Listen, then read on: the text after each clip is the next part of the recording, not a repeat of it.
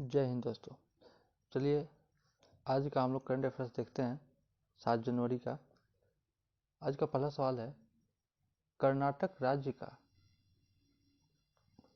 पहला LNG terminal कहाँ स्थापित किया जाएगा। तो कर्नाटक राज्य का पहला एलएनजी टर्मिनल बेंगलुरु में स्थापित किया जाएगा। और यह कौन सा कितने भारत का यह जो है 6 नंबर का एलएनजी टर्मिनल है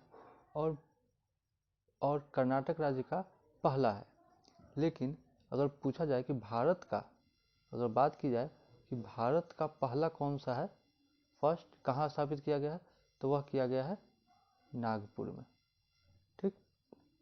और यह जो बेंगलुरु में स्थापित किया जा रहा है, यह सिंगापुर की कंपनी की सहायता से इसको स्थापित किया जा रहा है। और इसका उद्देश्य क्या है, तो प्राकृतिक गैस को लिक्विड रूप में लाकर तापमान कम करके और इसका परिवहन करने के लिए इसका स्थापित किया जा रहा है कर्नाटक में। ठीक। और यदि पूछे कर्नाटक का सीएम कौन है, तो वह हो जाएगा, कर्नाटक के सीएम कौन है, तो वह है विसमराज। और यदि राज्यपाल की बात की जाए, कर्नाटक के राज्यपाल कौन है, तो कर्नाटक के राज्यपाल है धावर चंद्र गहलोत। ठीक। यदि पूछे कर्नाटक राज्य का पहला एलएनजी टर्मिनल कहाँ स्थापित किया जाएगा, तो वह बेंगलुरु में किया जाएगा। और यह भारत का कौन सा है, तो भारत का 6ठे नंबर का है। अगर पूछा है कि भारत का पहला कहाँ पर स्थापित किया गया है, तो वह है नागपुर में स्थापित किया गया है। ठीक। क्यों किया गया है, तो यही है कि प्राकृतिक गैस को लिक्विड रूप में ला करके इसके परिवहन के लिए इसको स्थापित किया गया है। और यह जो है सो सिंगापुर की कंपनी की सहायता से इसको स्थापित यहाँ पे किया जा रहा है। ठीक। चलिए अगला प्रश्न देखते हैं। देखिए यहाँ लिखा हुआ है, हाल ही में कर्नाटक सरकार ने बेंगलुरु राज्य में पहला एलएनजी टर्मिनल स्थापित करने हेतु सिंगापुर स्थित एलएनजी अलायंस कंपनी के साथ एक समझौता ज्ञापन पर हस्ताक्षर किए। इस टर्मिनल की स्थापना न्यू मैंगलोर पोर्ट ट्रस्ट के सहयोग से 2250 करोड़ रुपए के निवेश से की जाएगी। ठीक। चलिए आगे देखते हैं। अगला प्रश्न है, कर्नाटक का नवीन जिला कौन है। तो कर्नाटक का नवीन जिला कौन है, तो वह है विजयनगर। ठीक। यह कर्नाटक का नवीन जिला है। अगला प्रश्न है, कर्नाटक में आयोजित होने वाले भैंसा दौड़ का नाम क्या है, तो वह है कंबाला। कौन है, कंबाला। अभी हम लोग देखें कर्नाटक के मुख्यमंत्री कौन है, तो मुख्यमंत्री है विसमराज। और राज्यपाल कौन है, तो राज्यपाल है धावर चंद्र गहलोत। ठीक। चलिए अगला प्रश्न की ओर हम लोग देखते हैं। 7-8 जनवरी 2022 को ई प्रशासन पर 24वें राष्ट्रीय सम्मेलन का आयोजन कहाँ किया जाएगा। तो यह जो सम्मेलन है, इस सम्मेलन का आयोजन हैदराबाद में किया जाएगा। ई प्रशासन का मतलब हुआ ई गवर्नेंस से है। इसमें यह जो है सो जो कोरोना महामारी आई है, इसके बाद जो भी डिजिटल प्रशासन होगा, जो भी डिजिटल रूप में जो भी शासन व्यवस्था चल रहा है, उसी के लिए यह इसका आयोजन किया गया है। और यह इसका आयोजन कहाँ किया गया है, हैदराबाद में। ठीक। चलिए अगला प्रश्न देखते हैं। देखिए, तेलंगाना सरकार के सहयोग से भारत सरकार के प्रशासनिक सुधार और लोक शिकायत विभाग तथा केंद्रीय इलेक्ट्रॉनिक्स और सूचना प्रौद्योगिकी मंत्रालय 7-8 जनवरी 2022 को ई प्रशासन पर 24वें राष्ट्रीय सम्मेलन का आयोजन करेंगे। तेलंगाना की राजधानी हैदराबाद में आयोजित होगी। इस सम्मेलन का थीम है भारत का कोविड महामारी के बाद दुनिया में डिजिटल प्रशासन, इसका थीम है। देखिए अगला प्रश्न है, भारत बायोटेक कंपनी का मुख्यालय कहाँ है। तो भारत बायोटेक कंपनी का मुख्यालय कहाँ है, तो यह है हैदराबाद में। यह कहाँ है, हैदराबाद में। और एक हम लोग जो वैक्सीन लगाते हैं, कोवैक्सीन जो हम लोग लगा है, कोवैक्सीन, वह भी कहाँ की कंपनी है, वह हैदराबाद की इसी कंपनी भारत बायोटेक कंपनी से बनाया गया है कोवैक्सीन। ई कैबिनेट प्रणाली लागू करने वाला राज्य कौन सा है, हिमाचल प्रदेश। ई लोक अदालत पहली बार चला कहाँ पे, तो छत्तीसगढ़। कहाँ पे चला, छत्तीसगढ़ में। चलिए अगला प्रश्न देखते हैं। पीएम एक्सीलेंस अवार्ड किस क्षेत्र के लिए दिया जाता है, तो पीएम एक्सीलेंस अवार्ड यह भी किस चीज़ के लिए है, तो यह जो है सो लोक प्रशासन के क्षेत्र में दिया जाता है। इसमें कुछ नहीं है, इसमें क्या है, एक वेब पोर्टल, इसमें क्या है, एक वेब पोर्टल जारी हुआ है। इसमें इसी वेब पोर्टल के माध्यम से आपको रजिस्ट्रेशन करना है, और इसमें सभी जिले के जितने भी डीएम हैं सभी को इनमें रजिस्ट्रेशन करना अनिवार्य है। और इसमें कुल जो है 18 अवार्ड होंगे। कितने अवार्ड होंगे, 18 अवार्ड। और इसका आधार क्या होगा, इस अवार्ड देने का आधार क्या होगा, तो आधार होगा योजनाओं का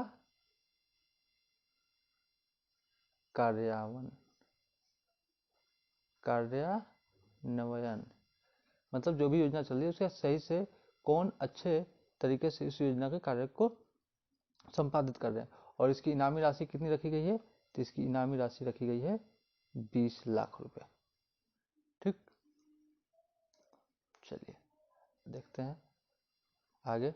देखिए 3 जनवरी 2022 को केंद्रीय मंत्री डॉक्टर जितेंद्र सिंह ने लोक प्रशासन में उत्कृष्टता हेतु प्रधानमंत्री पुरस्कार पंजीकरण के लिए एक वेब पोर्टल लॉन्च किया है।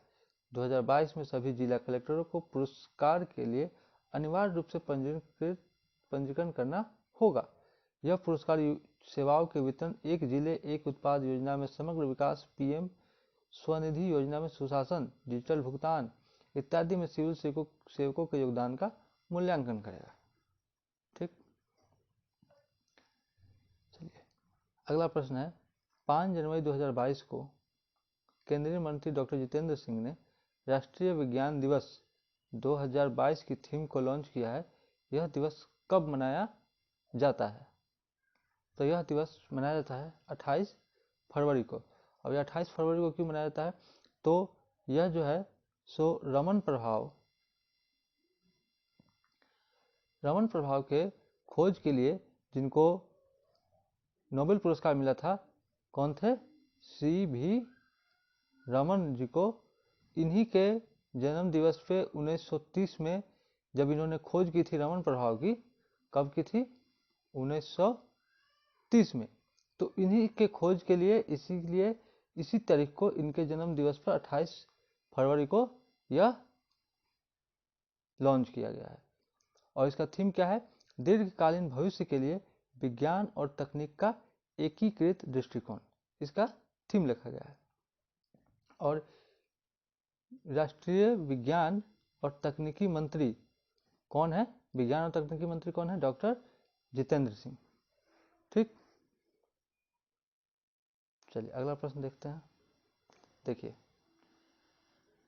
5 जनवरी 2022 को केंद्रीय राज्य मंत्री स्वतंत्र प्रभार विज्ञान और प्रौद्योगिकी डॉक्टर जितेंद्र सिंह ने राष्ट्रीय विज्ञान दिवस 2022 की थीम दीर्घकालीन भविष्य के लिए विज्ञान और प्रौद्योगिकी में एकीकृत दृष्टिकोण को लॉन्च किया है। वैज्ञानिक मुद्दों की सार्वजनिक सराहना को शामिल करने के उद्देश्य से NSD थीम को चुना गया है। ठीक, यह रमन प्रभाव की खोज किए थे, उन्हीं के याद में यह दिवस मनाया जा रहा है। अब आगे फरवरी माह के कुछ महत्वपूर्ण दिवस है जो हमेशा एग्जाम में पूछे जाते हैं। भारतीय तट रक्षक दिवस कब मनाया जाता है, तो यह मनाया जाता है 1 फरवरी को। विश्व आर्द्र भूमि दिवस 2 फरवरी। विश्व कैंसर दिवस, तो यह मनाया जाता है 4 फरवरी को। विश्व रेडियो दिवस कब मनाया जाता है, 13 फरवरी को।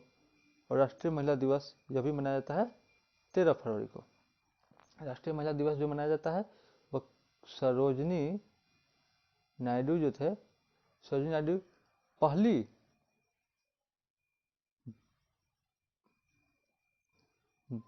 कांग्रेस की पहली भारतीय महिला अध्यक्ष थी, जो 1925 में कानपुर अधिवेशन की अध्यक्षता की थी। इन्हीं के जन्म दिवस पर यह मनाया जाता है राष्ट्रीय महिला दिवस। चलिए आगे देखते हैं। हाल ही में किस भारतीय मूल को यूएस इंडिया बिजनेस काउंसिल का अध्यक्ष नियुक्त किया गया है? तो वह है अतुल केशव। इसका सबसे पहले प्रश्न पे ध्यान दीजिए कि किस भारतीय मूल को यूएस इंडिया बिजनेस काउंसिल का अध्यक्ष चुना गया। इसमें क्या है, इसका उद्देश्य क्या है कि यूएस और इंडिया के बीच क्या है कि व्यापार को बढ़ावा देना, इसका क्या है उद्देश्य है। और इसी उद्देश्य से क्या किया गया है, यूएस इंडिया के बीच जो अध्यक्ष है उनको अतुल केशव जी को नियुक्त किया गया है। और यह किसके स्थान पर आए हैं, तो यह निशा देसाई बिस्वाल। पहले कौन थे, पहले ये थे निशा देसाई बिस्वाल, इनके स्थान पर अब कौन आ गए, अतुल केशव। इसका उद्देश्य कुछ नहीं है, उद्देश्य बस इतना है, यूएस इंडिया के बीच व्यापार को बढ़ावा देना। ठीक, चलिए अगला प्रश्न देखते हैं। देखिए, हाल ही में भारतीय मूल के अमेरिकी राजदूत न्यायिक अतुल केशव को यूएस चैम्बर्स ऑफ कॉमर्स द्वारा यूएस इंडिया बिजनेस काउंसिल का अध्यक्ष नियुक्त किया गया है। उनका कार्यकाल 5 जनवरी 2022 से प्रभावी है। US chambers of commerce USIBC का मूल संस्था है। अतुल केशव दिशा निशाई बिस्वाल की जगह लेंगे। देखिए, अभी हम लोगों ने बात कहा कि यह किनकी जगह लेंगे, तो यही निशा देसाई बिस्वाल है, उनकी जगह कौन आएगा, अतुल केशव। चलिए अगला प्रश्न देखते हैं हम लोग। यूएस इंडिया यूएसए के बीच युद्ध अभ्यास, तो वह कौन सा युद्ध अभ्यास है, ब्रज प्रहार, इंडिया और यूएसए के बीच। और इंटरनेशनल अलायंस का 101वां सदस्य कौन बना है, तो वह बना है यूएसए। यूएसए की राजधानी कहाँ है, वाशिंगटन डीसी में। और वाशिंगटन डीसी में किस चीज़ का मुख्यालय है, तो वाशिंगटन डीसी में आईएमएफ प्लस वर्ल्ड बैंक दोनों का मुख्यालय कहाँ है, वाशिंगटन डीसी में। यह कहाँ किस नदी के किनारे है, तो यह है पोटामैक नदी के किनारे वाशिंगटन डीसी बसा हुआ है, यूएस की राजधानी है।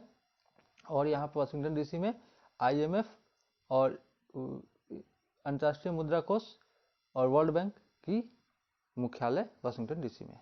चलिए अगला प्रश्न की ओर देखते हैं। 1 जनवरी 2022 से किस देश ने यूरोपीय संघ की अध्यक्षता ग्रहण की है, तो वह हो जाएगा कौन सा, फ्रांस। देखिए,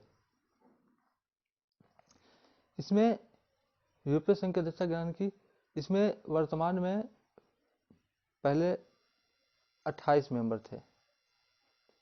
ठीक, पहले इसमें 28 मेंबर थे, अभी कितना है, अभी 27 मेंबर है। और कौन इसमें से निकल गया, तो एक जो ब्रिटेन था वह इसमें से निकल गया। और इसका मुख्यालय कहाँ पे है, इसका मुख्यालय है ब्रुसेल्स बेल्जियम में।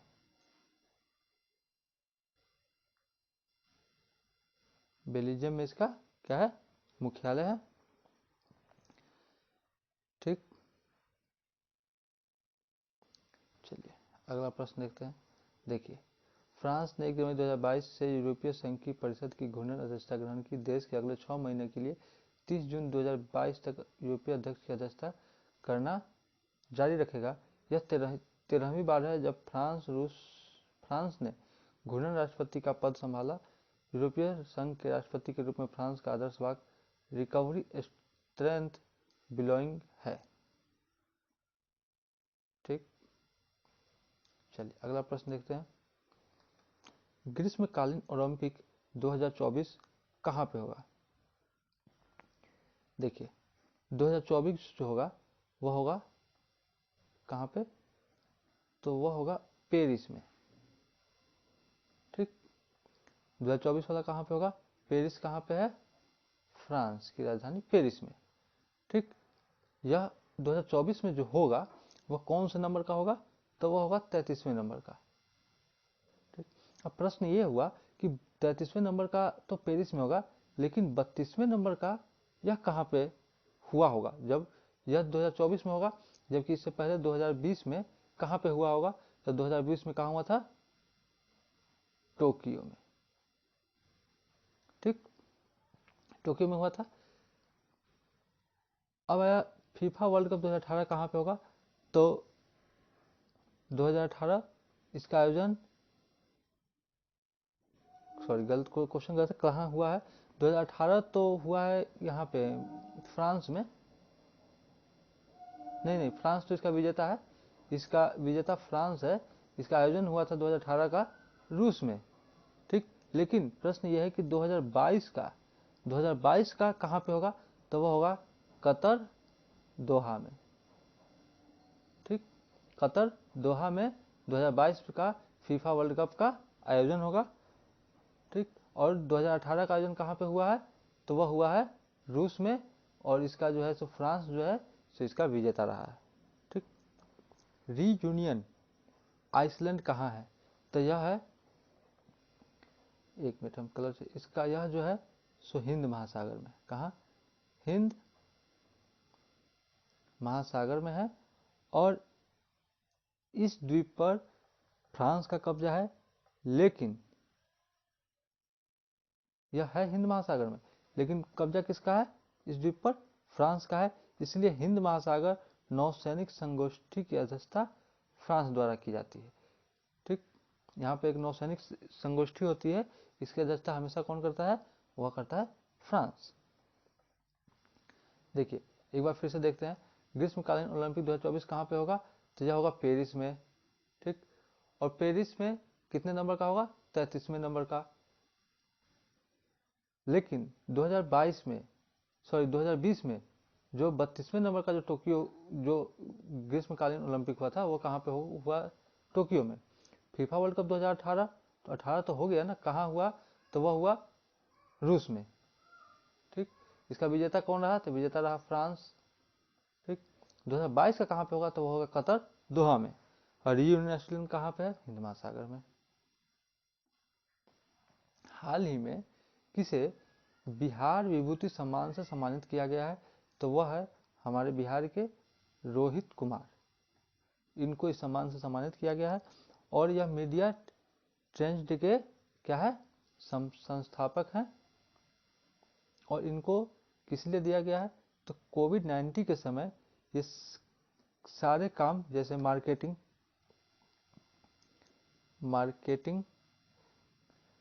प्लस संचार, कम्युनिकेशन प्लस क्या, एडवर्टाइजमेंट,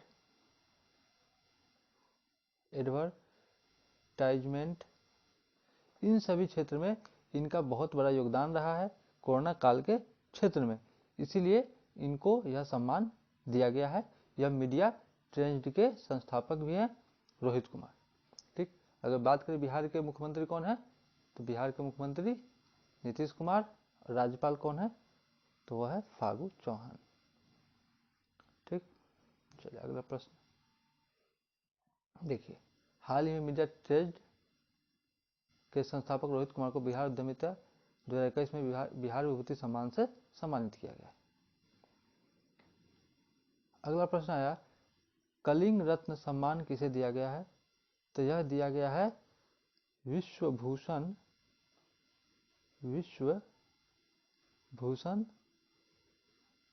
हरिचंद्र जी को यह सम्मान दिया गया है। यह कहाँ के, यह कौन व्यक्ति है, तो यह जो है सो आंध्र प्रदेश के कौन है, तो आंध्र प्रदेश के राज्यपाल है, ठीक। यही है, इनको यह सम्मान कलिंग रत्न सम्मान दिया गया है।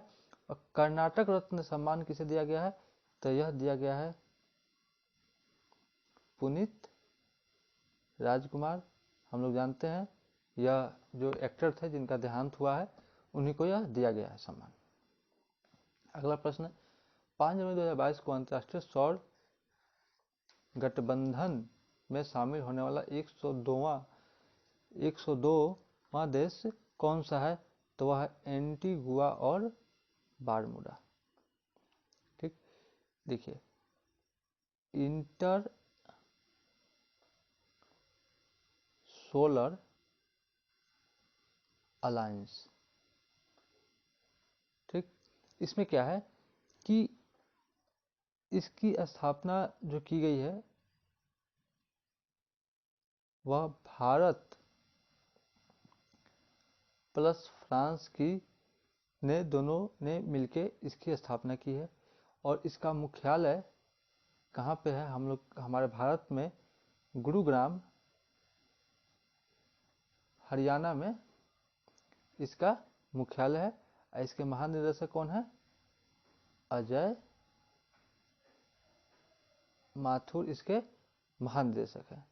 ठीक, अब यह इसका 102वां देश तो ये बना, 101वां देश कौन बना? तो वह बना यूएसए। ठीक, इसको सौर प्लांट से सभी देशों को एक साथ इसके माध्यम से जुड़ने का कार्यक्रम किया जा रहा है। चलिए अगला प्रश्न देखते हैं। 5 जनवरी 2022 को एंटीगुआ और बारमूडा अंतर्राष्ट्रीय सौर गठबंधन में शामिल होने वाला 102वां देश बन गया। अंतर्राष्ट्रीय मुद्रा कोष का नवीनतम सदस्य कौन है? अंतर्राष्ट्रीय मुद्रा कोष का नवीनतम सदस्य कौन सा है? तो वह देश है एंडोरा। और यह जब शामिल हुआ तो कितने नंबर पे शामिल हुआ? 190वां नंबर पे। 190वां देश कौन सा है? एंडोरा। संयुक्त राष्ट्र संघ का नवीन सदस्य कौन है? तो यह है साउथ सूडान। और यह कितने नंबर का देश बन गया इसके शामिल होने के बाद? 193 नंबर का। ठीक, न्यू डेवलपमेंट बैंक का नवीन सदस्य कौन है? तो न्यू डेवलपमेंट का नवीन सदस्य है इजिप्ट, मतलब मिस्र। यह जो है सो न्यू डेवलपमेंट बैंक का नवीन सदस्य है। यह जो है इसके बारे में देखिए, इसमें सबसे पहले इसमें 5 मेंबर थे। ठीक, फिर 3 मेंबर शामिल हुए और फिर 1 मेंबर, तो टोटल अभी कितना है? 9 मेंबर। 3 कौन कौन थे? तो ये था, एक था यूएई संयुक्त अरब अमीरात, एक था बांग्लादेश, ठीक, और एक था उरुग्वे। ठीक, ये था। और एक ये कौन सा बन गया? मिस्र एक शामिल हो गया इसमें। और 3 में यूएई, बांग्लादेश, उरुग्वे था। और 5 कौन था? 5 ये था ब्रिक्स। ये 5 ब्रिक्स हो गए। 3 यूएई, बांग्लादेश और उरुग्वे, और एक कौन हो गया? मिस्र। टोटल कितना हो गया? टोटल हो गया 9। तो न्यू डेवलपमेंट बैंक का नवीन सदस्य कौन है? मिस्र। ब्रिक्स के 5 मेंबर। ठीक, और इसके बाद ब्राजील, रसिया, इंडिया, चाइना, साउथ अफ्रीका। ठीक, तो इसमें टोटल कितने मेंबर है? 9। नवीन सदस्य कौन है? मिस्र। चलिए अगला प्रश्न देखते हैं। भारत का पहला स्वदेशी सर्वर का नाम क्या है जिसे हाल ही में लॉन्च किया गया है? तो इसका स्वदेशी सर्वर का नाम क्या है? तो यहाँ पे गलत नाम लिखा हुआ है, यहाँ पे हो जाएगा रुद्र। ठीक, इसका स्वदेशी सर्वर जिसका नाम है रुद्र। यह क्या है? यह जो है सो MEITY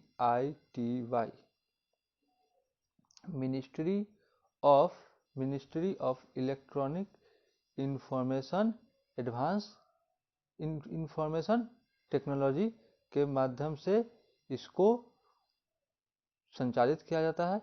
और यह कहाँ पे स्थित है? तो यह जो है सो पुणे में स्थित है।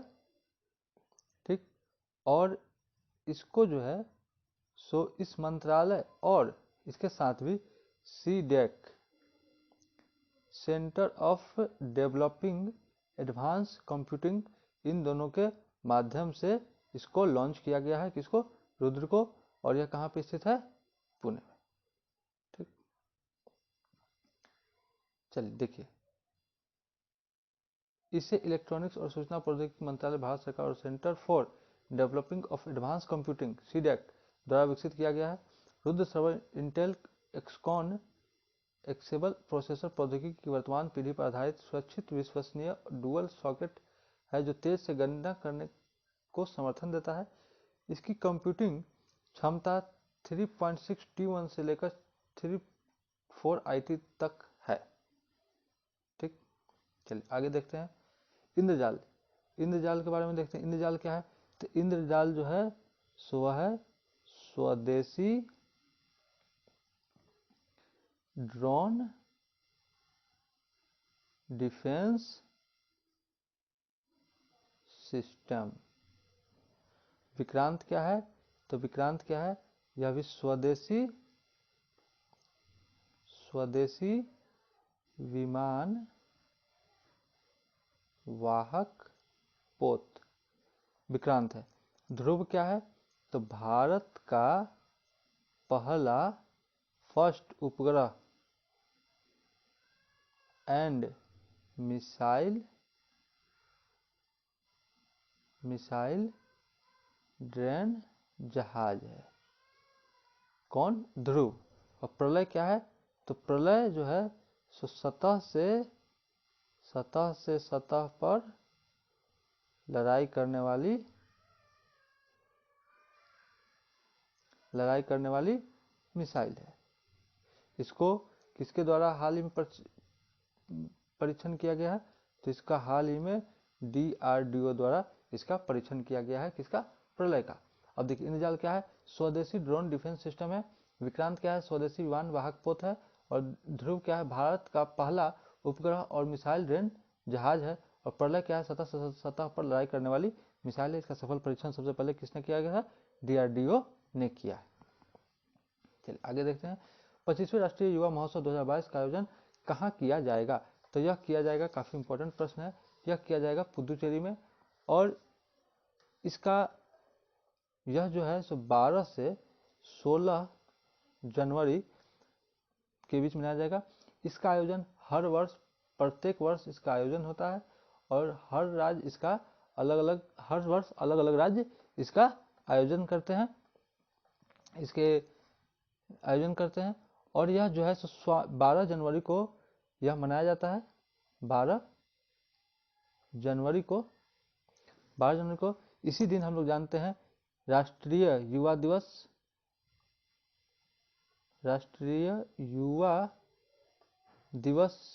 12 जनवरी को मनाते हैं। और यह क्यों मनाते हैं?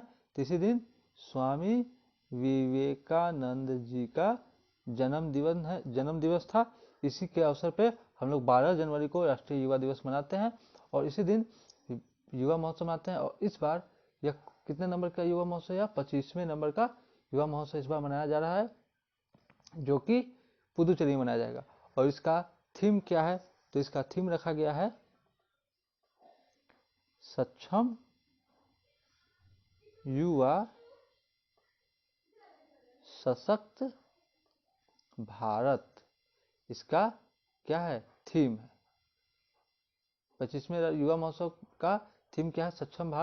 सक्षम युवा सशक्त भारत, इसका थीम रखा गया है। ठीक, चलिए आगे देखते हैं।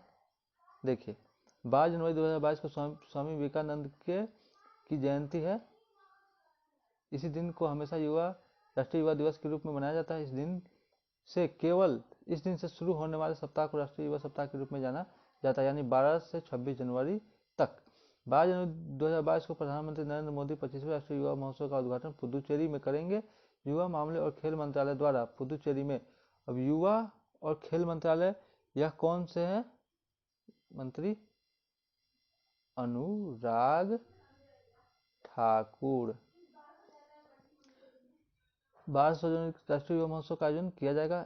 यह स्वामी विवेकानंद की जयंती पर शुरू होगा और यह भारत की स्वतंत्रता के 75वें वर्ष का भी प्रतीक है। इस महोत्सव में देश भर में 18 से 22 आयु वर्ग के लगभग 70,000 युवाओं के शामिल होने की संभावना है। इस कार्यक्रम में पुदुचेरी के करीब 500 युवा शामिल लेंगे। ठीक, चलिए आगे देखते हैं। आगे क्या है? अंतर्राष्ट्रीय युवा महोत्सव कब मनाया जाता है? तो अंतर्राष्ट्रीय युवा महोत्सव कब मनाते हैं हम लोग? 12 अगस्त को। ठीक, स्वामी विवेकानंद विश्वविद्यालय कहाँ स्थित है? तो यह है लॉस एंजल्स में। लॉस एंजल्स कहाँ है? USA में। ठीक, पुदुचेरी किसका उपनिवेश था? तो पुदुचेरी फ्रांसीसी का उपनिवेश था। और पुदुचेरी के कितने जिले हैं? तो पुदुचेरी में 4 जिले हैं। कौन कौन से? यहाँ लिख लेते हैं, यनम, कराईकल, पांडिचेरी और माहे। अब इसमें एक और बात जानने वाली क्या बात है कि यनम किस राज्य में है? आंध्र प्रदेश में। ठीक। कराईकल और पुडुचेरी कहाँ है? तमिलनाडु में। और माहे कहाँ है? केरल में। ठीक। पुदुचेरी का यदि पूछे कि हाई कोर्ट कहाँ है, तो यह चेन्नई यानी मद्रास में इसका हाई कोर्ट है। और इसके सीएम कौन है?